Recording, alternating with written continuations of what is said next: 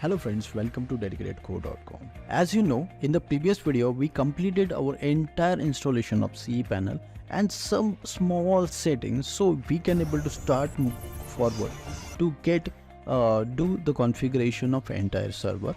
So please make sure that in this case, if you are facing any issues or any server related problems, so that time you must need an administrator. And to understand this, we would like to share you one case study. In our company, one of customer has purchased a server, that is a reseller hosting from Domain Racer, because this video is jointly partnership with Domain Racer and Dedicated Core. So that time they moved from reseller hosting to a dedicated server, but instead of buying a server with management plan, they purchase only server and start creating themselves. But after some time, suddenly their hard disk got crashed, and also there some kind of attack going on the server. Because of that, almost 70% of their cPanels, or you can say 60 to 75% cPanels got hacked. And this all happens because not following the standards of the companies, that is web hosting companies that are always known for that.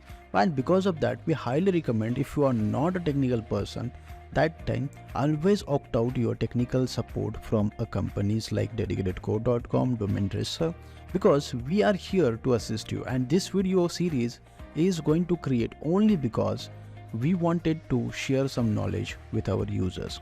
So basically, we have already created a huge playlist. So that might be from the core level installations, from the firewall installation, server installation, FTP installation, LAMP installation. There are almost 50 plus control panels that also we are going to cover in the next upcoming days. So our goal is to educate everyone. So guys, very first, like, share and subscribe this video so we will move further and help you out. So let's start with the second part of cPanel configurations and setup on VPS or dedicated server. In this case, we used operating system like AlmaLinux, CloudLinux, Centos, RockyLinux. So let's begin. Here we will first go to the basics web host manager setup.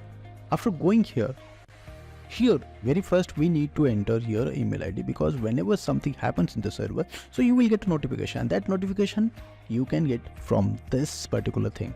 So in this case, I will add some email ID. Please make sure that the basic web host manager setup is also covered in reseller hosting series that you will find in Domain Racer as well as dedicated YouTube channel, so you can able to understand betterly. So here I will enter the email ID. After that, do not change anything here, just scroll to the bottom, and here you need to configure your name servers. To configure the name server, I will highly recommend you to watch a Domain Racer video playlist. So that playlist is custom name servers, how to set up a custom name servers, that we will surely add the link in the description of this video, or just go to the YouTube channel of Domain Racer and click on playlist. Here you will find reseller hosting series. You just have to watch this entire series.